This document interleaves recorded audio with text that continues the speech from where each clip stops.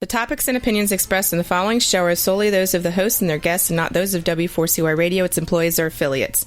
We make no recommendations or endorsements for radio show programs, services, or products mentioned on air or on our web. No liability, explicit or implied, shall be extended to W4CY Radio or its employees or affiliates. Any questions or comments should be directed to those show hosts. Thank you for choosing W4CY Radio. Are you a songwriter? Are you looking to turn your songwriting passion into a full-time gig? Whether you are just at the start of your songwriting journey or a seasoned industry professional, this show is made for you. Welcome to the Songwriter Show, bringing together songwriting news, interviews, and community. Now, welcome your host, Sarantos. Good evening, everyone, and I welcome you back to the Songwriter Show.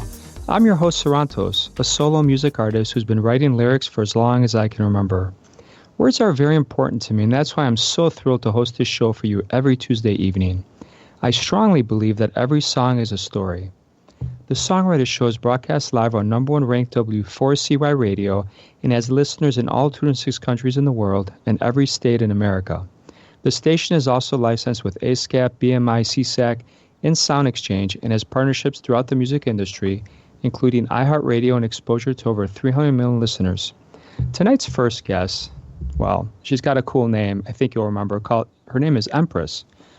Empress, at just 4 years old, her life changed when her hands touched the black and white keys on a keyboard for the first time. Her love for music evolved into a career as a professional dancer, and she became one of the youngest members of the San Francisco Ballet. As her talents developed, Empress moved to New York City, where she performed on Broadway as the lead in the Tony Award-winning production of An American in Paris. Today, her career comes full circle as she creates music as a singer-songwriter, but of course, she'll never stop dancing. Welcome to the show, Empress. How are you doing tonight? Thank you, Sarantos. I'm so happy to be here. Thank you for having me. You're very welcome. We're happy to have you. So at 4 years old, you touched the keyboard for the first time. What do you remember about that day? Tell us about it. I actually decided to figure out how to play Happy Birthday for my mom. I had a pretty good ear for music, clearly. And I remember learning or teaching myself how to play Happy Birthday and surprised my mom on her birthday and played it. And she freaked out and I thought she was mad at me. She said, "Who taught you how to play this song?" I was like, "No one taught me how." So she wasn't mad. She just wanted to get me lessons. She's like, "Wow, okay, she's pretty talented." And I started composing kind of soon after that. I had a really great teacher and yeah, it was just fabulous. That is awesome. So tell us a little bit about who your teacher was. Was it your parents? Was it someone else?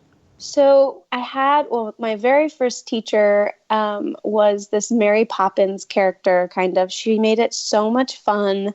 Everything was playtime in a way. And she really kind of taught every student. My sister also took lessons from her. And she taught each student very differently. So for me, she realized I had a good ear for music and that I didn't really enjoy learning other people's songs. So she actually helped me learn how to write my own music. So we did a lot of music theory. She played, we'd have, improv sessions. It was actually a really fun environment to be in as well. She always made it a game. So for me, music was always magical and really fun. Wow, that's awesome. One of our listeners, Bryce, is asking how you started at 4. And just from listening to you answer that question, I didn't start learning how to play the piano until 7 years ago. And I wish I would screw around when I was younger, but nobody ever taught me. So it's so wonderful to hear that your mom picked a great teacher. I mean, it made all the difference in the world. The biggest difference. Yeah. I can only imagine playing with someone, that made me sight read or something. I would probably quit right away. Yeah. So tell us a little bit about your evolution. Where are you at today as a singer-songwriter? How would you characterize yourself? I would characterize myself as, I guess I'm going to back up for a second. So I started playing the piano and I started composing really young. But my love for music turned into this love of moving to music. So I became a ballerina with San Francisco Ballet at 16. So I was the youngest member of the company. And I had an 11-year career there. And during that time, I had never sung before, like ever. There was no, I didn't even play and sing Happy Birthday when I was little, right? So my parents had never heard me sing Happy Birthday. No one, I'd never tried. I was in this silent world while dancing, to music. But I ended up getting this role in this production of West Side Story Suite in San Francisco Ballet. They had the entire company audition, and we all had to audition to sing, which was like the first time any of us had actually made noise with our mouths before ever. So it was kind of scary. I got the part. I was the best of the worst, and I sang for the first time in front of an opera house. It's a sold out opera house of 3,500 people. And I always joke, my mom and dad came to the show and they didn't tell a soul that I was their daughter until I got a standing ovation, and they were elbowing, that's my daughter. So I ended up learning that I had a voice kind of late in life. And then that kind of combined with my love for writing music, I started combining those two together. And then that, to me, is the most empowering feeling that I've ever had as an artist, is actually being able to use words instead of kind of, in a weird way, being a mime, moving to the music. I could actually speak. And so for me as a singer-songwriter, this is the most empowered I've ever felt, not only as a singer-songwriter, but as an artist. Well, and in all honesty, you have an advantage over the rest of us because your dancing gives you this whole other, triple threat kind of thing. I am sitting here trying to get on my tippy toes right now, and I just can't. So I don't suggest it. I last tried it, I think, when I was in high school, and I'm trying it now, and it's not going to work for me. Even though I played soccer, I can't get on my tippy toes. Oh my gosh. Yeah, no. And I look back on my ballet career, and it's just, I kind of don't remember how hard it was, but because your body kind of forgets. But man, there's a lot of blisters, and I'm sure. I remember seeing Black Swan a couple years ago, and I just saw on Netflix the Cheer documentary about the cheerleaders and what they go through. And I think people just think, oh, it's easy, they practice an hour a day, but I don't think people realize how competitive and how difficult and grueling it is. Yeah, well, it's really ridiculous, but there's this article that just came out, and it was about how difficult dance is. And actually, the government just stepped in and basically put the top 20 most difficult professions physically, and dance was number one, which was actually awesome because it kind of, it was above firemen, it was above, roofers and, carpenters and stuff. So it's really strenuous. I'm glad that we're finally getting a little pat on the back because it's an art form as well. So, you have to make it look easy. So that's I think people forget that it's actually hard because we're trained to make it look effortless. Effortless. Absolutely. And I can sit and vouch that it's not effortless. After watching that cheer thing, I went in my friend's trampoline and tried to do this reverse flip thing with I almost killed myself. Yeah. Yeah. So, that I don't suggest that anyone should stand on their toes without a little training or start doing flips on someone's trampoline. Well, it looks easy, but can't do it. It does. Totally. So let's get into when you look at one of your songs, do you do lyrics first, music first, melody? Sometimes it's really methodical and it's structured. You can take a song, any song, and sort of pick it apart and go, oh, they actually put the chorus first instead of a first verse, or they, put a bridge in the middle of this or whatever. So for me, it can be very structural if I have a very clear idea of what I want to sing about. So let's say I want to sing about, losing my socks under my bed. Well, I will start probably with a structure of okay, I think I should start with a verse. I'll come up with a melody, and then the lyrics kind of fall into that. But for the most part, I just kind of fly by the seat of my pants, and I'll be taking a shower or doing, laundry, and I'll kind of hum a little melody. And I always have my phone around, so I'll record the melody. I go to the piano, sometimes in the middle of the night, and sort of start playing. And the good songs come to you and you don't really have to go to it in a way. So, one of my first real aha moments was writing a song about a little girl in my hometown that passed away, and her little sister, we were babysitting her little sister at the time. And she was like, can I help you write a song? So we were just kind of piecing some lyrics together. And I sat down on the piano, and it was like my fingers knew where to go. My voice knew what the melody was. I knew how to phrase everything. So it just fell together in like 15 minutes. I mean, that to me is the aha moment of like, wow, you can do it with your brain, or you can do it with your heart. And there's no right or wrong way of writing a song. And I've done it all the ways. So, yeah. We got a couple of questions here for you. Let's Sure. get to Kyle. Kyle's asking, was it a lack of confidence in you, or were they not wanting to jinx anything? Oh, was this about the auditioning? I'm sure. Yeah, it was a lack of confidence because we are told to be seen and not heard in the ballet. So, that's terrible. It's really? Well, I mean, that is what we are. We are a visual art form. We are not we're not the ones making the noise. And if you make noise, it actually, I think, in a weird way, detracts from the performance. If your shoes are too loud or something, it's like, you sound like an elephant when you land out of a jump or something, that it gets distracting. So we're seen, not heard. So the lack of confidence to make noise with your mouth, that's like a total mental mind game that you have to get over. But then B, just like not having any training and just winging it is always scary, no matter what you're doing, you know? I get so it. for me, it was less like I have some confidence built into my system, but that was like horrifying to sing in front of a camera when you've never sung before. Yeah. And then even worse to sing in front of people at like, an opera house, like where there is usually good singing happening. So I think what I've realized too, the more you practice, the more it's all about confidence. Once you get to a certain level, the more confident you are, you sound better. I'm sure you dance better.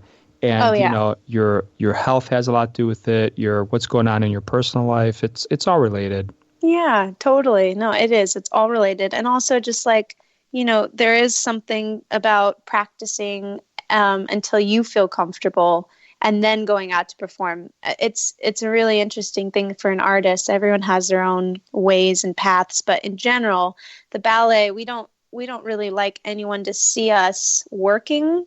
We like people to see us when we're finished. So then you don't really see the process that you go through, but there's like thousands of hours, that you go through before you're like on stage and you feel like, oh, wow, I can do this. So, and that's with ballet. I've just been able to apply every formula that I learned in the ballet to my music. And it's the same for me. I don't really like to perform brand new songs in front of groups of people until I've practiced it for, it's sunk in a way. Yeah. So yeah. We got, Alyssa's got a question for you, and it did sound like this, but did your family always support you? Oh yeah. I'm so grateful for my family. And I take this in my Empress mentality of actually, taking the support that I have from my family and knowing how much that meant to me and how it kept me healthy throughout my career, especially as a dancer, because you can kind of zigzag, with eating disorders or something. I never struggled with those because I had a family who loved me no matter what.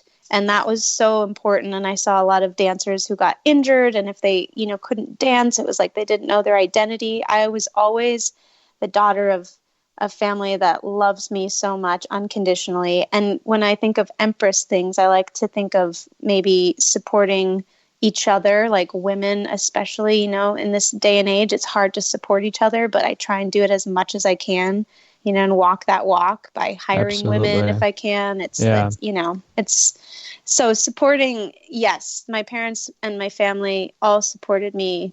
And I have a lot of supporters out there that all believed in me that, that's why I'm here. Yeah.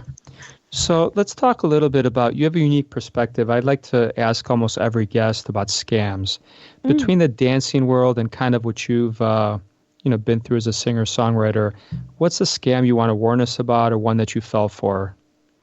Okay. Wow, that is a really great question to ask, because this world of music, it just seems like there's just a lot of sharks in the water. So I guess the first thing that I learned in the music industry is not knowing price points. So like not doing my due diligence on, I hired this producer early on in my career, and he totally overcharged, and I didn't know that was happening. So it, now that I kind of have a better scope for how much, like let's say a production of one song should cost ish, you can kind of go from there. Yeah. And of course, I mean, if you're going with someone like, super famous, like let's say a Max Martin or something, there's going to be a price to pay, but there's, and it varies for sure. But yeah, just having a range, and I would say the range should be, like for a new artist, you should keep it as cheap as possible, because you're probably not going to make all the money back right away. As high quality as you can without breaking the bank. So that's something that I'd like to share with everybody. Before we get into your website and your song, a couple more listeners. Kate is wondering, did you personally know any dancers that would starve themselves to make the cut? Did you see that firsthand? Oh yeah. Hey Kate. The ballet world is full of eating disorders. One thing that I did notice, because my career was 11 years in San Francisco Ballet, I saw a lot of generations come in and out, and it was because of their eating disorders. Their bodies never would recover properly because of lack of nutrition. And, I was always kind of impressed by people with eating disorders, because in a weird way, it's like I never understood how they could just look at food and not eat it. so it's like, it's crazy to me that actually got the best of them. As well, at the end of their careers, it'd be like, gosh, was it worth it not eating, a salad or something? I personally was a raw foodist. That was how I competed with the small, nature of ballerinas. I ate really healthy always. So, like as close to as nature intended the food to be as possible, you kind of can't really, you stay very small, very bird-like. Let's just put it that way. Now I eat my steak and I'm enjoying it. So. All right. So let me tell you about my problem. My problem is I eat as much organic and natural stuff as I can, except I have this disease where every night I have to have a dessert. So I work out like a fiend. And, it's like that 5 pounds over what I should be, even though I'd probably be chiseled and sculpted if I didn't eat as much dessert as I do. Yeah, you have to. My whole thing about that is when you eat, you got to enjoy it. And actually, if you really enjoy it, you listen to your body. Sometimes you actually don't need to eat the whole piece of cake, or, like if you really listen to your body, sometimes the craving is like an avocado instead of the piece of cake or something. So for me, anyways, I knew that whatever I put into my body, I was going to get out of it. And I had long, 12-hour days sometimes. So it was like, I would look at food and actually think of how I was going to feel when I ate it, I think, as opposed to just like, oh, that tastes good right now. It was like, oh, I'm going to need a nap if I eat that. So, and I don't have time for that. So, Right. It was, the fuel. We'll get into Odom's question. My only last comment to that is I'm Greek, so I definitely love eating, and I love the whole process. But Odom is asking about the pressure that it takes people in that kind of industry. Yeah. Oh gosh, the pressure is the hardest part. You would think the physicality is actually the hardest, but it's the unseen force of pressure that they put on you to be perfect, which there is no such thing, but we strive for it anyways because we want to prove everybody wrong. And we are perfect. So yeah, the pressure is, that's the thing that you need to find a way to release. My release was music, songwriting. And actually I kept that, to myself for so many years because it was my personal, place to go where I could, release energy. I could vent. I could do whatever I needed to do. I could get recharged or let's release stuff. And it was my place. So I didn't really tell anybody about my songwriting. It started really as a personal outlet, Okay. All right, Empress. Tell us a little bit about your website, your contact information before we hear your song. Sure. Yeah. So my website is Empress. Excuse me. Oh my God. Empress. Empress-music.com. And you can find a ton of information about me there. And then on my social media, I'm a lot stronger on Instagram than anything else because I like pretty pictures. So you can check out my Instagram at empress.music. And it's the same for Facebook and Twitter and all that fun stuff as well. So empress.music. And to get in touch with me, DM me through Instagram, or you can email me through my website.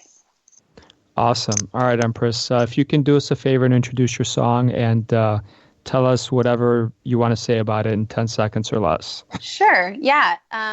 We Own This Crown is an empowerment anthem to remind each and every one of us that we are the ruler over our own lives, and that each one of us is an empress or emperor, ruler over your own empire and creator of your own happiness. Enjoy. Awesome. All right. Have a great night, Empress. Thanks for being on the show. Thank you so much. Thank you so much, Santos. Good night. Here we go.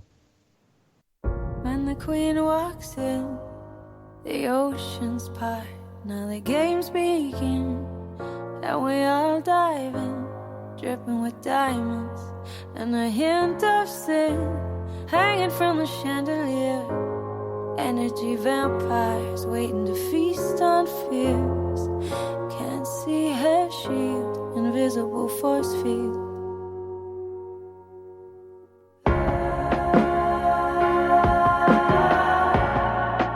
And the lines are blurry,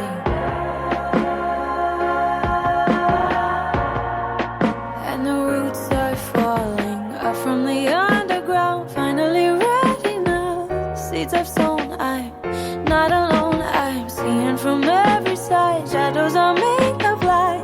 This is home. Now on this ground.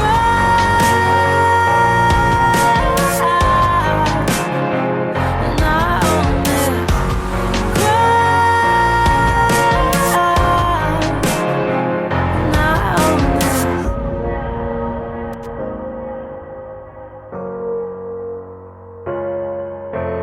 As the ballroom spins, our heartstrings play like violins, tangled in a trance, a single light in many hands, and the lines are blurry,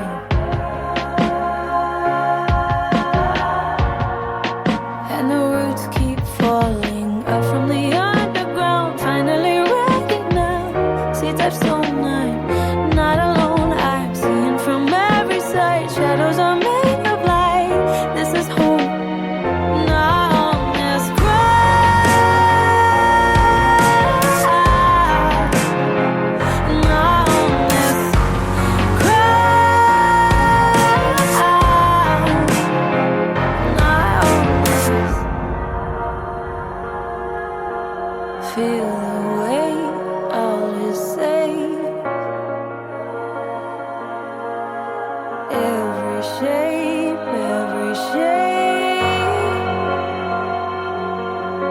set in spring blossoming.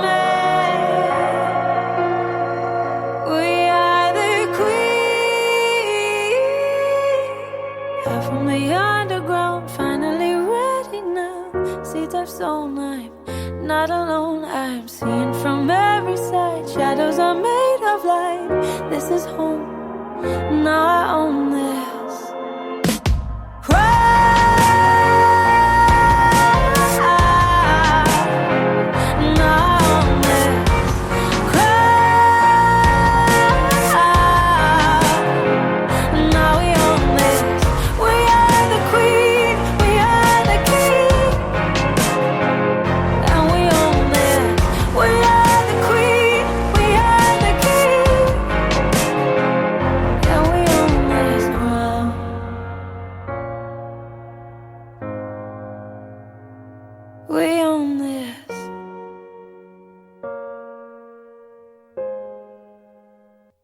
And now, welcome this week's special guest. Well, that was wonderful, and I want to thank Empress for being on the show. Now I'm excited to introduce our second guest, Siobhan O'Brien. She's a fourth-generation Irish musician, and music has always been an important part of her life. Her debut album, Mumbo Jumbo Blah Blah, went on to garner praise and national airplay throughout Ireland. In 2008, she released her album, I Grew Up To. She continues to release music, and she's just got a brand new album out called You Can't Run Out of Love, due out in February. And we're going to listen to her current single, The King's Fool, tonight. Welcome to the show, Siobhan. How are you? Hi, Sarantos. How are you? It's Good. Siobhan. Siobhan. Like shiver me timbers. I was just going to ask if I butchered your name or not. I'm sorry, yeah. No, it's kind of a bit of a hurdle for people here, because if they see it written down, it's Siobhan, and that's a little bit of a hurdle, we'll call it, not a problem. Yeah. But it's the BH has a V sound in Irish, so it's Siobhan. Well, you know what? I'm a dumb American. I'm listening to your accent. I love accents. So, I'm sure our audience is going to love your accent too. But do you get people talking about your accent all the time? I do. And then I say, oh, so you think my songs are shite? Is that it? Now, when people sing, though, their accent goes away, right? I mean, you don't really hear an accent too much. No, not really. I mean, when I do some Irish songs, sometimes it comes out, yeah. And I don't know whether that's just the way I heard it, or I really don't know, actually, to be honest. What's her name? Annie Lennox from Eurythmics, Charlene Spiteri from Texas. They're both Scottish, and they don't have the accents either. Yeah. I know Sinead O'Connor doesn't have it either, but Dolores O'Riordan did. For some reason, she was able to keep her accent. That's a real Limerick accent that she has, Yeah, wow. From the Cranberries, Dolores. Yeah, She's from my hometown. They're from Limerick too. I love the Cranberries. Tell us a little bit about your fondest musical memory growing up. Wow. My fondest musical memory. Oh my God, I suppose playing with the Chieftains in Boston Symphony Hall, even though I did read, it was the first time I did something big when I did this song with them, The Lakes of Pontchartrain, and I had recorded it with Paddy Maloney from the Chieftains, but it was like the first big thing that I did. And I remember, before going on stage, ringing my mother in Ireland, and she's just telling me to breathe. And I was breathing, deeply breathing. And then out there, I felt like, this calmness came over me. And I felt like, wow, my whole career and everything that I've experienced doing this all came into those 4 minutes on stage, to just calm me down, to know that everything was okay. Usually if I'm nervous, it'll subside after a while, but it's just experience, and it's not freaking out and not panicking. Yeah.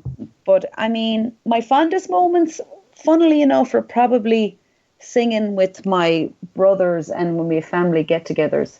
I had one brother that did musical theatre, Ronan, but when we get together, we sing Frankie Lane songs that are all about cowboys. Wait, are there cowboys in Ireland? We call them farmers. Farmers?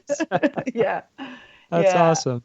Yeah, I don't really know if there's anybody that actually goes around from A to B on a horse. I don't know if that really happens. Maybe in the country somewhere that I've never seen. I don't know.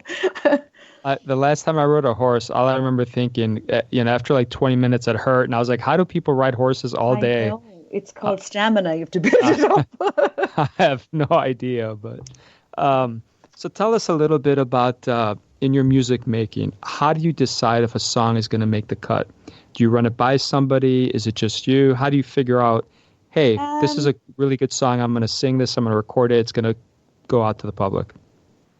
It's usually, everything with me is usually feeling and my gut reaction. But still there's that doubt just because it's so blinking close to you, So sometimes I play it out live and see what the reaction is. I usually kind of have a fair idea that it's going to be okay. You know what I mean? Yeah, and then when I play it to people, I'll know by their reaction whether they're being polite or whether they really mean that they like it or not. Yeah, do you use the live shows to kind of feel people out, see what they think about your material? I do, yeah. Yeah, I think that's a great way to kind of see what people think about it. Yeah. And it's funny because the new record that just came out 10 days ago, the 17th of January, it's called You Can't Run Out of Love. The first single is track 2 called The King's Fool, which we'll hear later on. But I have been playing that in the bars for the last few months, probably the last 6 months. And it always got a reaction. So that's a huge positive for me. Absolutely. No, that's great. I can't wait to hear it. What's your process? Do you do music first, lyrics first? How do you get started? When I was younger, when I started, I picked up guitar when I was 16. I mean, I was doing piano and fiddle before that and listening to Empress there. My mother had me going to ballet as well, but I'm sure I wasn't anyway as graceful as Empress is. So I'd done all these things that my mother kind of wanted me to do, and I still hadn't found it. So at 16, when I started the guitar, I really just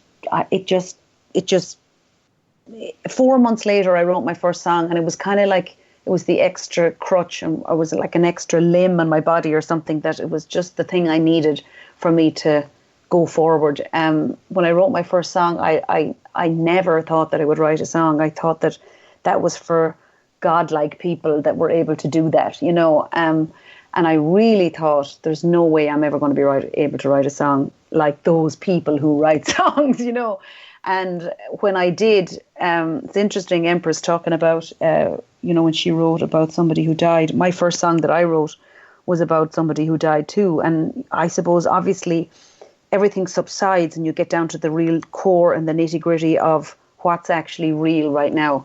And once I had written my first song, it just was easier because I had that confidence then to go, oh, well, I'm kind of doing this, and I didn't even really know I was doing it. Yeah. But I used to just write all the lyrics first, and then as I've gotten older, we're just more distracted, and I'm really as an artist, you're kind of running a company yourself, all by yourself. So you're mostly trying to market and get gigs. And, unfortunately, the creative side gets kind of moved down the priority list. So for me, it's on the fly. And I'm usually when I'm driving or walking, when you're kind of not thinking about worrying about not writing. And I will put it straight into the phone. And sometimes it could be a whole phrase with lyrics as well.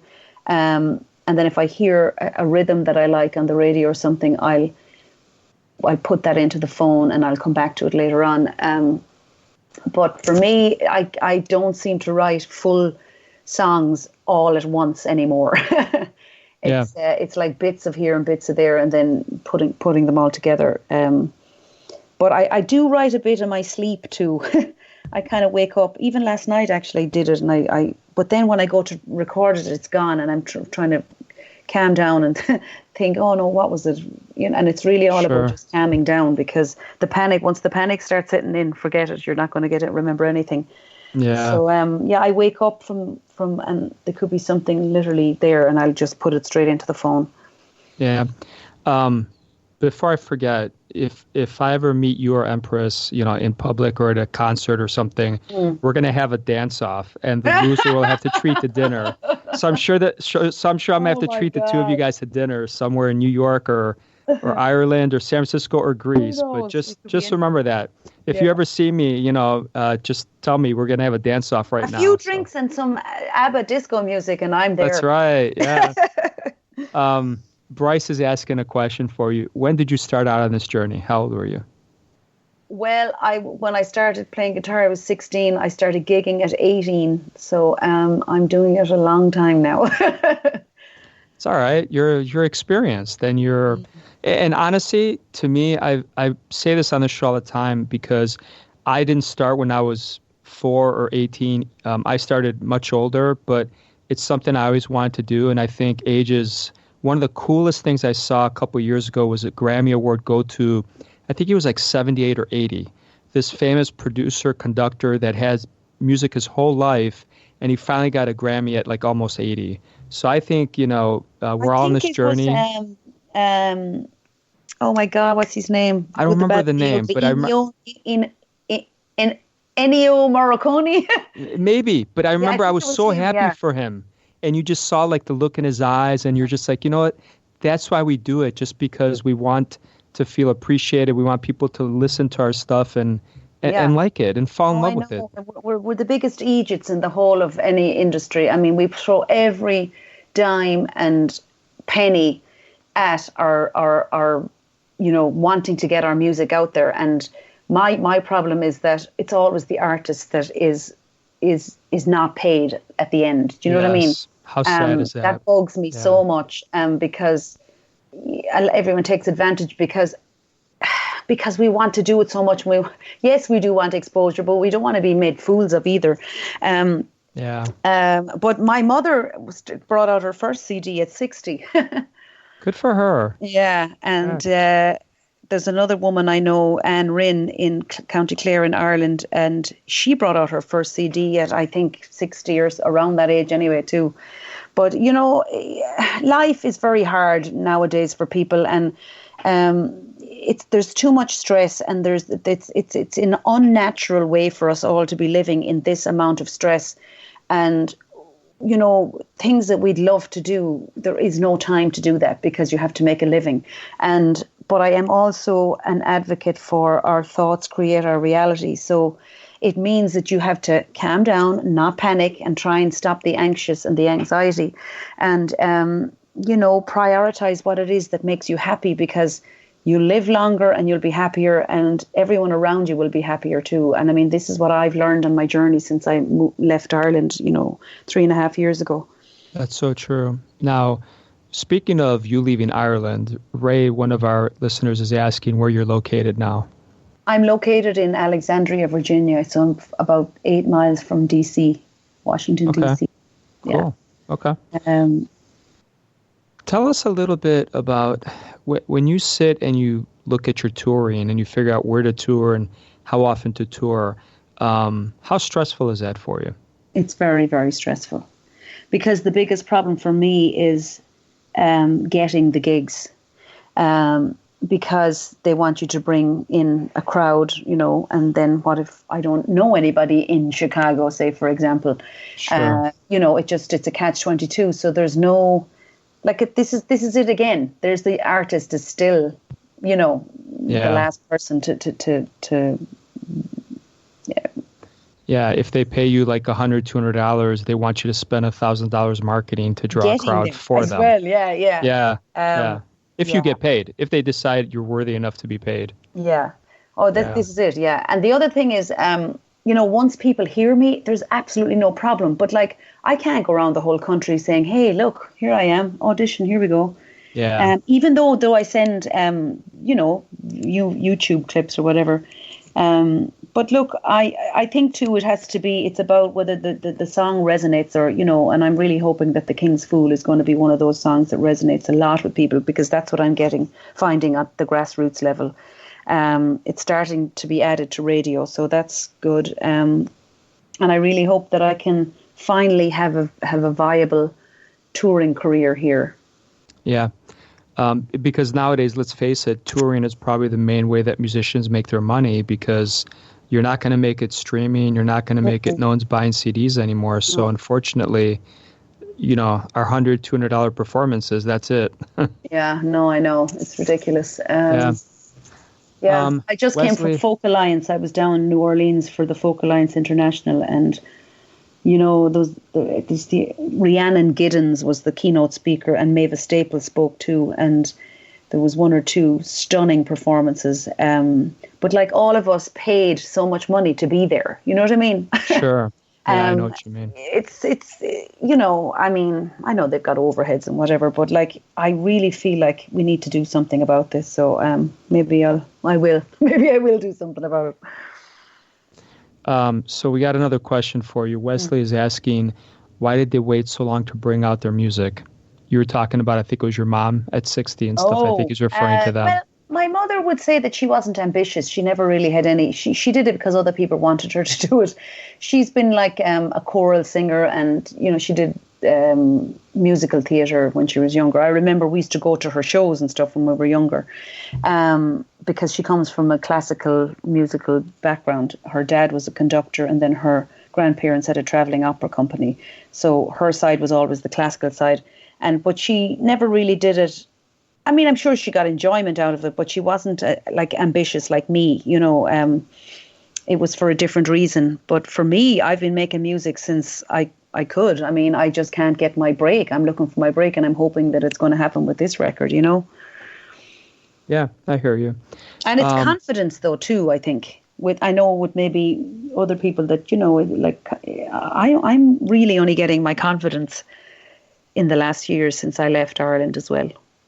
It's a fragile thing, and I think a lot of times people might not quite understand that, you put your heart and soul into things, and, we submit all our music for reviews, and we try to learn and get better, but sometimes when someone smacks you across the face and tells you, something that's a little bit insulting, it's hard to keep picking yourself up off the floor. Well, and it's just something we got to do. Yeah, I mean, that's part of it. We have to, I mean, I went to Nashville looking for producers for this record before I went to Austin, because I recorded in Austin eventually. And I interviewed or, had meetings with maybe 5 or 6 producers in Nashville. And 2 of them said, look, your songs are just only good. They're not great. And I thought, okay, I'm not going to get crushed. But of course I got crushed. Sure. But what I learned from that, though, was monumental.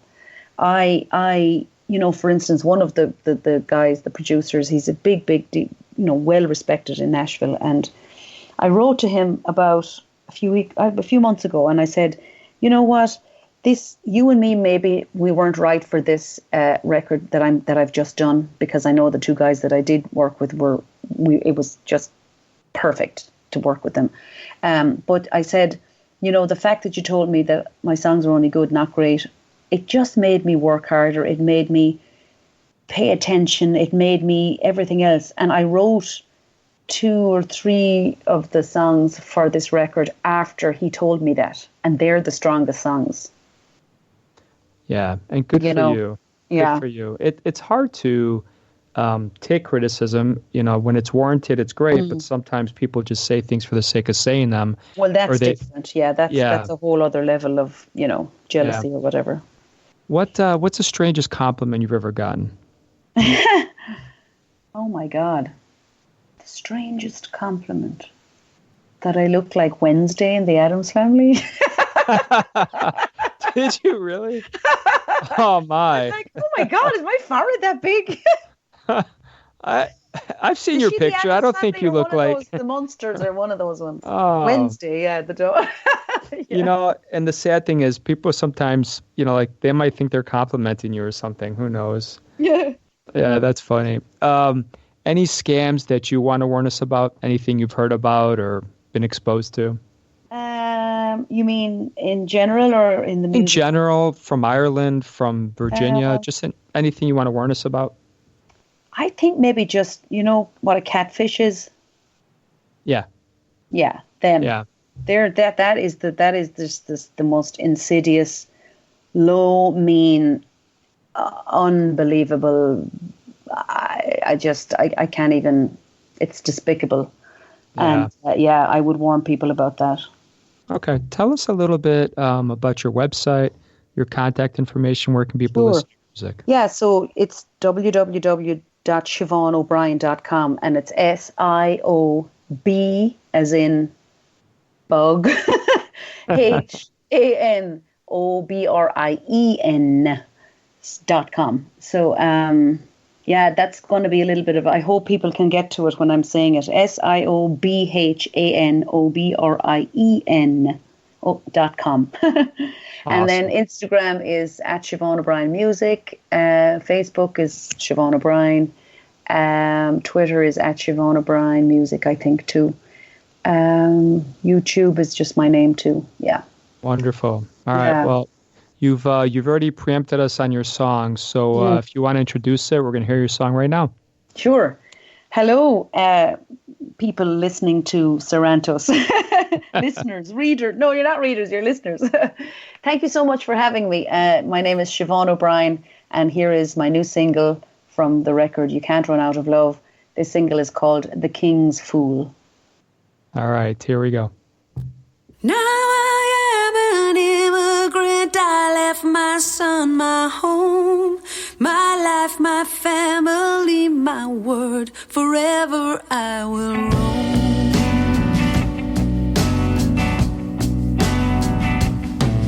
The strain of uncertainty, a life of rejection, internal revolution.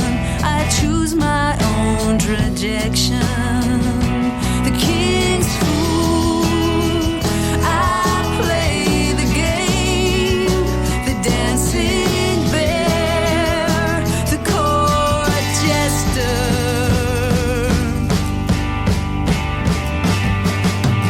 I am like a demon, I'm cursed with this desire, biblical bureaucracy. Can I just play my lyre?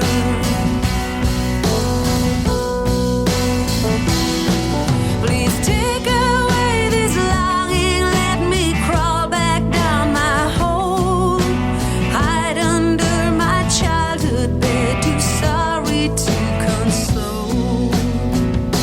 The king's fool, I play the game, the dancing bear, the court jester.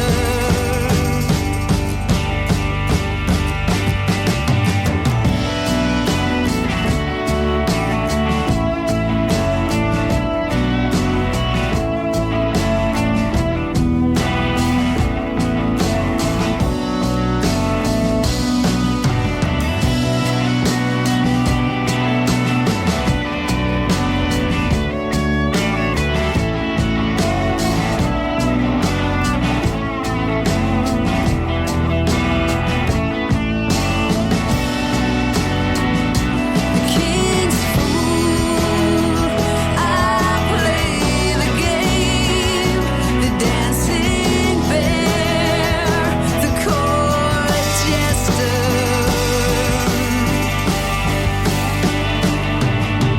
I have spent a lifetime unlearning my conditioning. When the chatter in my head gets loud, I pray for pure transitioning. The king's fool, I play the game, the dancing bear, the court jester. The king's fool, I play the game, the dancing bear, the court jester.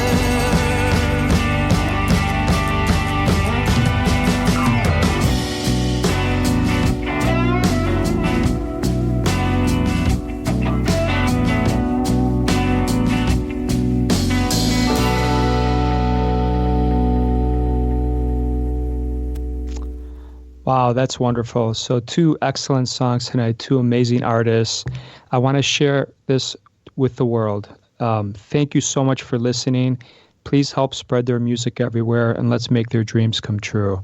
I hope your own unique story gets heard around the world too. My name is Sarantos, and please join me every Tuesday night right here to hear other amazing artists share their fascinating behind-the-scenes stories right here at the Songwriter Show. And tonight I'm going to leave you with the very first song I released about 7 years ago called Not Where I Want to Be.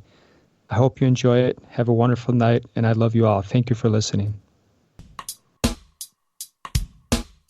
I'm turning 30 tomorrow.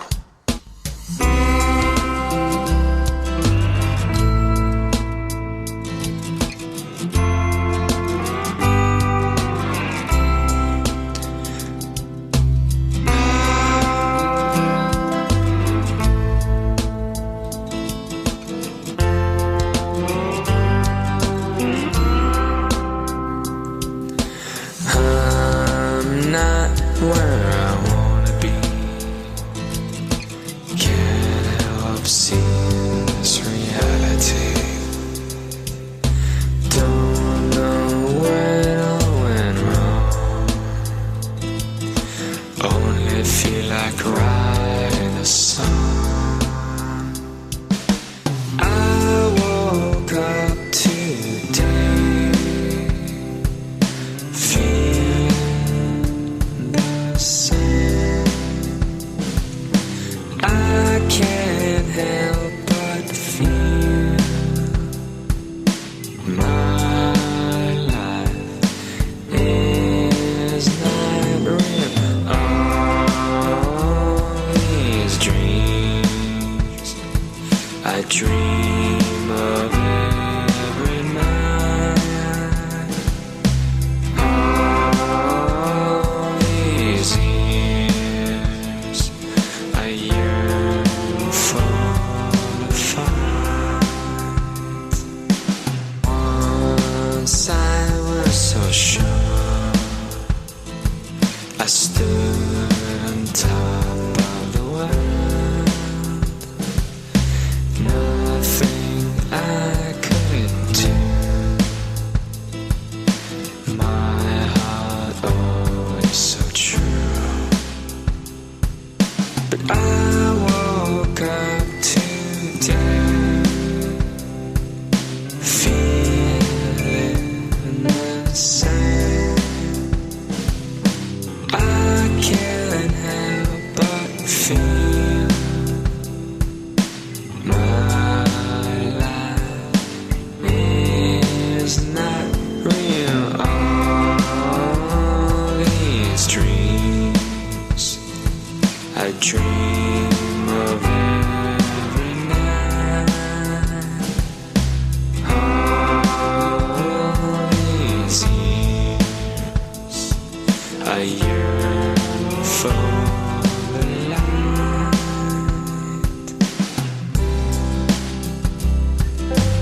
Wish,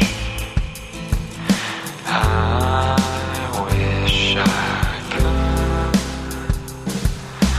I wish I might. All I want is to make a wish tonight. I wish that I could.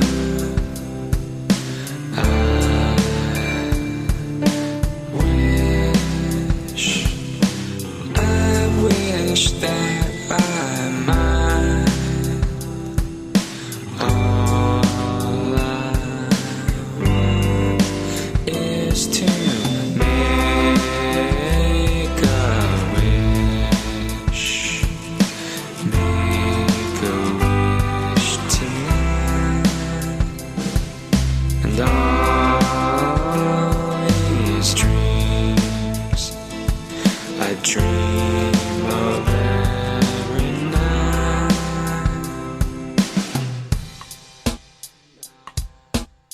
I'm not where I wanna be, but I'm still the same old me. Thank you for listening to The Songwriter Show.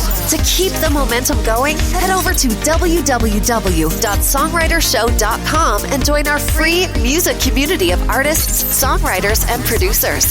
That's www.songwritershow.com.